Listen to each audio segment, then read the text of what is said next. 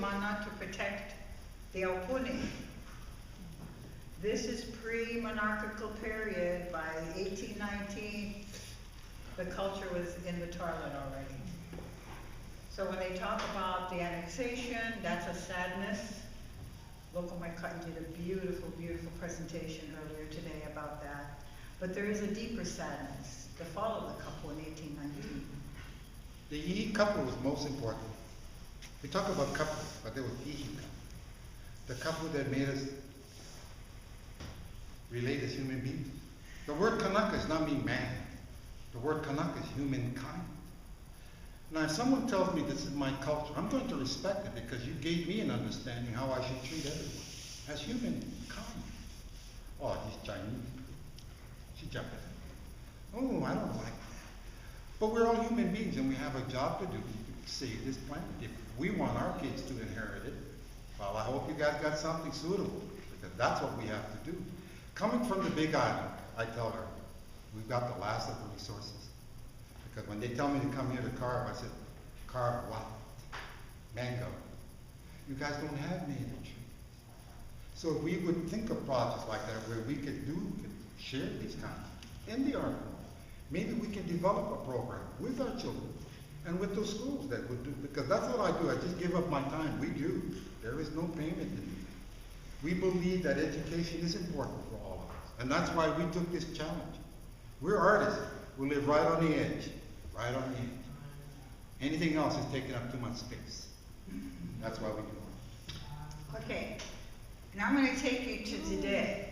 This is Rocky's Kukalepa in front of the Army Museum at Fort DeRussy. How many have seen it? Fabulous. Are you all from here? Who's not? Okay, now you got to go down. But all of the ones who didn't put their hands up have to go see this. It's an amazing piece of work. It is the first Kukalepa that has been put up outside of outside of the 1812 and 1813, and of course the images at Honam. But this is when I did this, it was a 20-year project. We had talked to the Army. The Army had talked to me first. We're refurbishing the museum, the battery. We cannot destroy it because the hotels will be at risk. So we cannot dynamite it. We cannot do anything that would cause destruction of other hotels. So we're going to make a museum. What do you think? Would you like to join in? And at the same time, I was working at the Bishop Museum. But I was able to work with them for 20 years, putting the exhibitions inside the battery, all about the history of the military. But while that was going on, they wanted something like this. Why don't we put a couple of tikis in the front? I said, no, I don't want decoration. Come on. Okay. So then a friend of mine whispers in my ear and says, you know what, Rocky? They found 47 sets of bones. What? On those grounds. Really? So I went and said, hey, you know the 47 sets of bones? Oh, really? We don't want that kind of pili kid. Yeah, we don't want that. How about if we did a memorial?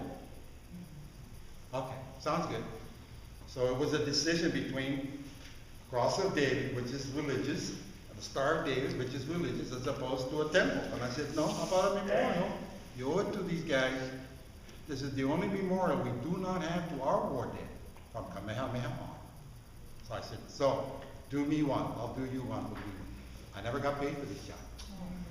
Run away. To see something in your dream, to see something in your dream while you're still living is an achievement. So what Bishop Museum has done, and we share with the other native tribes in the Pacific, is a great achievement. We should have more of this, more of this. And we were willing to share this because there's not enough sharing. There's not enough dialogue. I wish we hurried to this and we could dialogue. Now, what Rocky did, because there's so much emphasis put on Kuka'ilimoku, or Ku being the god of war, and there are perhaps a dozen different titles for Ku as being the god of war and aggression, he chose Ku's benign aspects, 5 of his benign aspects. And there are, dozens of his benign aspects as well. Do you want to give this? And the reason, I'm not trying to glorify Rocky here, although he is the carver of these images, but I don't have good images of each one of them individually. So could you say something about the benign images? When we first started the Ku image, remember, a lot of us, first time we thought Ku Kaili Moku, yeah, a lot of us, right? And we always got bothered by that. So then when I got involved with the NHCAP, doing the canoe project, and meeting up with Richard Paglinawan and some other guys, Dr. Michilai with the Lua thing, then they started talking about Lua things. Well, the Lua things brought this up.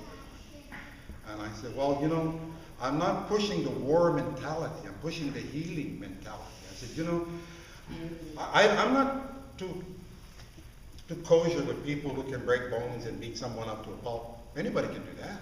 I said, but try to fix that person. Try to heal that person. Make that person walk. Be like Lazarus. You know, wake him up. That's a lot of power. But to kill someone is easy. So this is why this was a push for me to do this. And the apprentices, there are a lot of kids wanted to do it, but only as an educational thing. They didn't want to get into it. As far as I saw, that was the first time to link me back to something ceremoniously. Something that would dedicate my time and energy to something that we would never see since 1819. So I said, because of the burials, I said, I think this is only fair and proper that you do one for me, utu utu, matchy matchy, tai tai, so we could do that for each other. And they did. But the military got away with credentials. Thank you, which is good because it was a partnership. But the bottom line was that to take these imaging and to do a healing thing. What are their names, Rocky? In the centerpiece, okay, coming back. Kukapono is in the centerpiece, the big tall, again, it's not righteous, it's mean putting things in order. On the end of this piece here, you see Kukekala. When you have aggression, you know, when you hear people argue, there's that aggression of mihi and kala. Yeah. When you either hold someone to that, because I'm not going to let him, he won't punk, I'm not going to let him. She's a meanie. So you hold that revenge. You don't mihi, you don't let it go. You don't just solve it and say, come on, let's move on. I'm sorry, we won't do this. See, they don't do this anymore. Ho'oponopono has to do with this. When we say in order, it talks about the spirit in order. That's when the carver gets up there, what do you think? Is party? Everything is in that same way. It's like that master samurai that makes that sword. He folds it ceremoniously time and time again because it's for a reason. That's the same way these things, it was for a reason. Not all of us. To have this commission was like the commission of all times. You started off making utilitarian bowls. Utilitarian. You move up the line, you start making other things. Then you start making ceremonial bowls, just for ceremony, until you finally get to these. But only a few are taken, because only a few have what it takes to go through the journey. You guys know what it is. It's like a 6-week hell week. You have to go through 6 weeks of torture to finally realize, I hate this job. But that's what this is. You either have a love and passion for it, you know. I have my great friends of mine in the audience. They called on me. They came to support Jerry Vasconcelos, David Kalama. They came to help. Mark Nita, they came to help me stand. That's my job. That's my responsibility to maintain these things. Well, in the old days, they didn't do that. Well, this is not the old days. This is the 21st century. Let's move on. Let's keep these treasures like we have other treasures. So this was a real good test for me. This was a dedication to people like Ray Bowman, who I work with on the canoe project. It was my homage to someone who knew tools, but he knew modern tools. But his knowledge of working with wood was different than mine. I always used to tell him, you know, when I do carvings, I know where the line is. How do you do with the canoe? I just make like that. Oh, well then I can make like that too. But see, different, you know what I mean? Different strokes for different folks, but these are the kind of things. This is one of my first Milo pieces. And this was the first time it made me think about spirituality, how you develop this, what makes you aware of it. Then you start having these, mo'iohana, you have dreams, you have dialogue, you have voices in your head that explain things. And we dialogue. We're up at 2 in the morning talking about culture. But the unihipili, that first animal soul that does all the labor, because that's what he's going to do. The uhani, the one is way up in the mouth open. That's your voice. The uhani, the voice that clings. And it's going to tell you everything you don't want to hear. But that's your subconscious. And then the drop of water I symbolized it was the ao makua. A lot of us have different Aumakuas. But this I symbolize as water because water is all what we are, 90% of it. So I gave mine in that interpretation. We got involved with hunters, bird catchers, because we're involved with Mobile during the bird catcher scenario and the environment. These guys were also warriors, but they were also protectors of the environment. They went up into the forest where no one could go. These were the Huluman. They went and got those little feathers for the helmets and the capes and the kahutes. Only them. No one else had the privilege to go. This is a replication I made for Osaka, Japan. Yoshiko Shinoda called me up. Hey, Rocky, these guys from Japan, they want to buy our artifacts. No, they're not buying our artifacts. What they want? Okay, so he wanted something like this. See, but you can make a crack in the chest or here like this one. You can make a, no, bro, I don't do look for cracks, but if you want a crack, I'll make a crack. Lo and behold, it is our Mother Earth. And if you guys look at this earth right now, we didn't do a good job. That's including me. Remember, I don't cut trees. People give me trees. I don't cut. So I'm very privileged with that. So in some ways, I'm not saying I'm saving the environment. No, in some ways, I'm not taking advantage of it at this point in time because we have very little of it. So when I do things like these drop-off pieces like this mango, I am honored by that. And I do anything. Most people who drop off of it, I do anything. Hey, what can I do for you? Make me when, and I do. And this is what you see in the contemporary. This is what I call my industrial coup. Because my sons were in heavy metal, so I dedicated that piece to them. This is one of my first portraits I did. That's of Ohia. So native woods to me, if I could get my hands on it, they would mean a lot to me. Because the magic and the stories that relate to these woods teach you why you value these things. I create different portraits because what I was investigating in was the helmets. There are a couple of helmets that we do not have in our collection. Some are in Russia, some are in Spain. Beautiful helmets, but I could only render them from photographs and again through my own work. That's why what I don't see, I will render it in my own way. So at least we know it does exist. My ceremonial bowls, or my bowls, are like these big ipukai, or big ava bowls. I mean, they go from navigational bowls to 3 feet in diameter, or little tiny things. There's nothing. This is in Heiau. Pardon? This bowl is in Heiau. Maoli. Oh, okay. There was a backup. Remember the tree on the freeway going to Heiau? By Moanalua? Huge tree. It fell down, right? So I kept driving, going to Heiau, I kept driving by. Hey, they better go cut this tree or what? So one day I go to Honolulu, coming back, I see these guys with the big truck. Hey, you guys cut the tree? Yeah, you like, yeah. So this piece, the log that I got, and plus that big flat piece, the bird piece, came from that job. So that's why I said I don't cut. If someone can, I'll ask, I'll trade, do whatever. This is more my contemporary idea, something without the other piece, but it's a flexibility of the spirit leaping. And that's something we haven't even talked about. But that's my navigational goal. It's 4 feet this way and 2.5 feet wide. With Kikokalani in the back. With Kikokalani in the back. Oh, and that's my puppet in the back. I do that too. We have them in the collections. We have history dated in the collection, the Bishop Museum, but nobody investigates them. You should. They're good for kids. Puppetry. You guys see the bunraku, yeah? The Japanese bunraku? Something like it. So that's why I said I encourage it, because it's in the collection. It gives you that moment of trying something. And because of my great-grandmother being the Heiau Ahu'ena, it's a dedication to that memory. This is a dedication to all those guys that came down on Saturdays at the Hawaii Road Project, and they helped lash everything. This is a drop-off piece, the vine. That's the part that holds the come on, help me, the yakus on the big double hull, right? These are the vines inside the hull. So this is cracked, so they threw it away. It is not normally carved because they fit right inside the hull, yeah? So this is not normally carved, but because it was a huge crack that comes right across here, they threw it away. I pivoted it, saved it, and then carved these two things and made it, again, an homage to the lashing, the guys who lashed, the guys who built the canoe. This is my contemporary, edgy.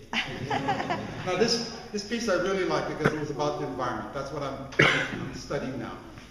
This is a piece that went to Puerto Rico. They called me about a week after I sent it off and told me, hey, you owe me money. Your piece didn't show up here. I said, I did send it. Well, a week later, the hurricane came and blew everything away. My stuff is still at the dock. So when they refurbish it, this is the only thing fixed.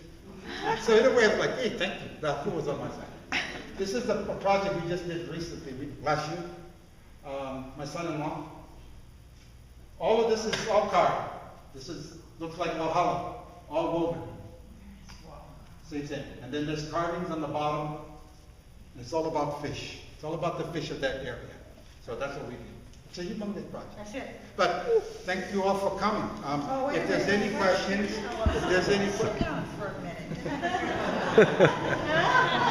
I gotta leave, let her.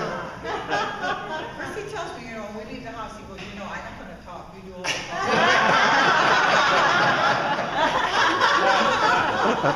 It's like you can't get a word in edgewise. Then he tells me, move on. He has passion. He does. Are there any questions? Does anyone have any questions? I know Every family, you gotta have to be shaming. we covered an array of things, and I know it's jumbled and it went from one thing to another. Yes? Gee, where was the door, the one you guys just did? He did that for Wa'ula on the island of Hawaii. This very wealthy... Wai'ulaula, excuse me. This very wealthy computer Genius. guy who didn't want to tell who he was and how much money he had built. He built a village for himself. That is his private home. Everything was scaled to Hawaiian kaupale.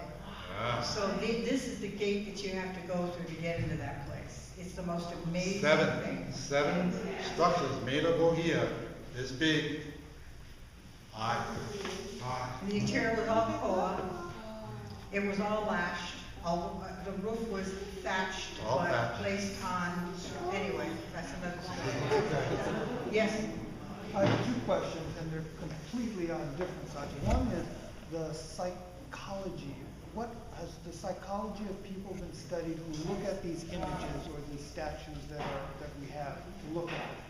And on the other side of that, so that's inside the person and expressing that, and then the study of that by other people.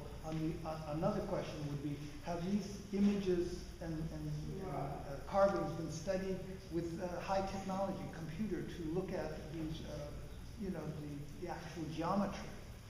Well, I don't know how well they're studied, but I do know that the three images that we have standing here, the three kus, are made from ulu. And they have been, it is suggested that they were carved with metal, because Archibald Campbell, in his writing, says that by 1810 or 1809, all carvings were done with metal tools. They no longer used stone. So there is a good chance that these were carved with metal.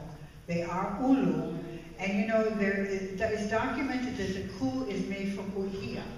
It is carved out of uhia wood. There are chants dedicated to this. The ritual is dedicated to this. However, they are talking about that one portable ku that enlivens the rest of the ku and brings the rest of the ku to life.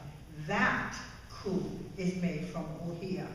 And I would like to think that Ma'alo and Moelupi, when they designed Ahu'ena, they used ulu because they're again, like Loko Maika'i said, ulu growth. Not only is it the ulu tree, but the growth that the chieftain was again to grow and to prosper.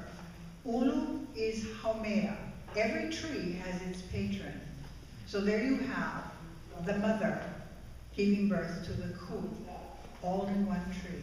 It's a beautiful, beautiful story of Haumea and her mate and how she protects him by bringing him into the tree. But I don't know, Noel would know if they've done any other studies, aside from those two studies. So it is interesting that that is actually something that Jonathan King did mention. He's the keeper of the oceanic collection from the British Museum. He came down to represent that institution at the opening. And he did mention at one of the events the idea of doing like 360 photography and kind of scanning so that you could actually do a comparative analysis of, and just give you an example, we were looking at the waste of our coup to think about how much feet we needed to make a model.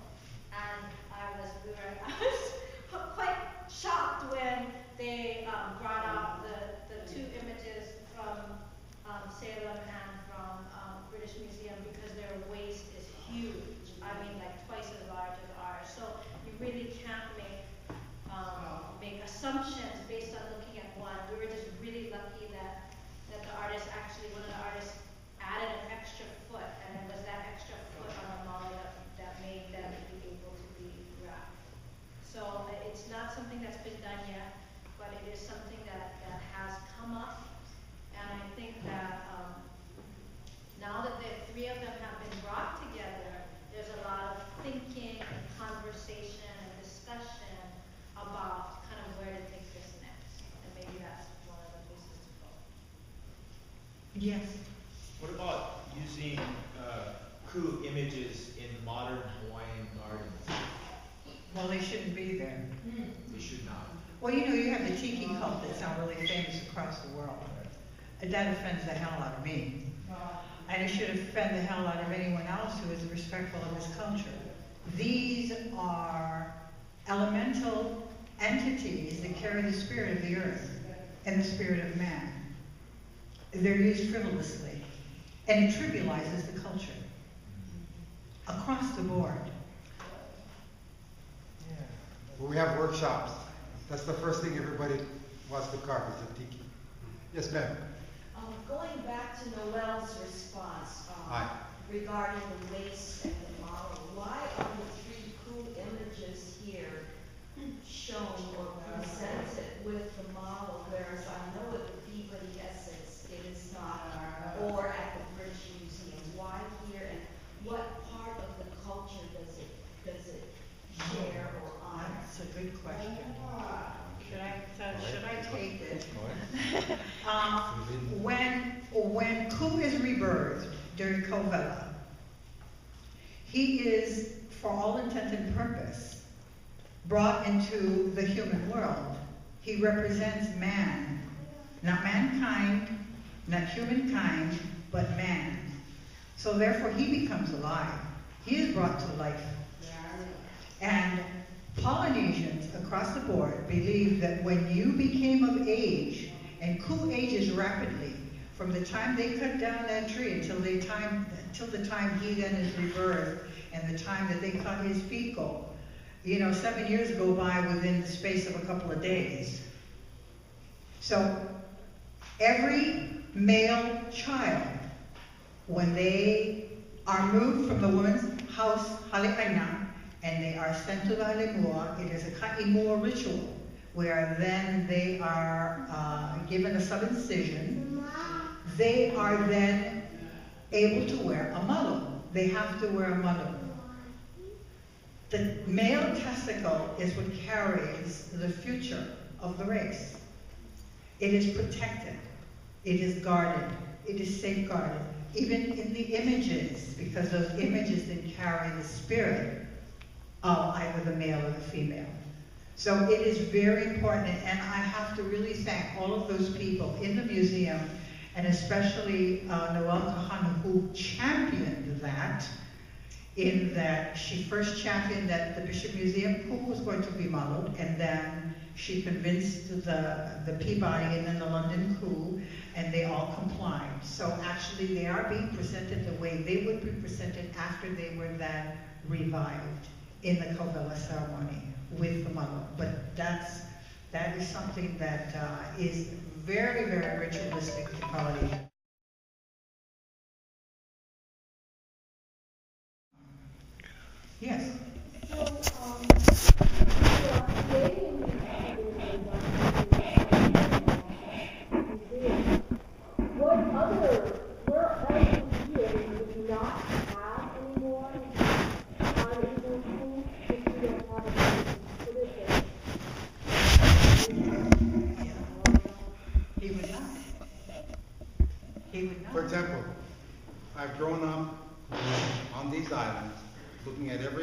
archaeological spot was a pile of rocks. So I said, hey, what if one year we decide to decorate? So then I get a call from these guys on the mainland. They want to build this huge Indian thing complex on Kauai. They want to do everything in stone with the Hindu stuff, you know. Yeah. And I said, geez, you guys do this with your culture. How come I can't do it with my culture? Made me think, you know.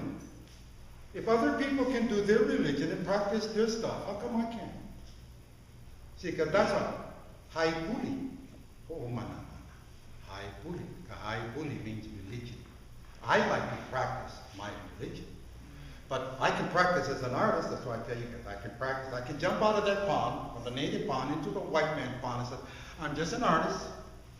I carve these wonderful things from this wonderful culture. But as a Hawaiian, you don't give me much.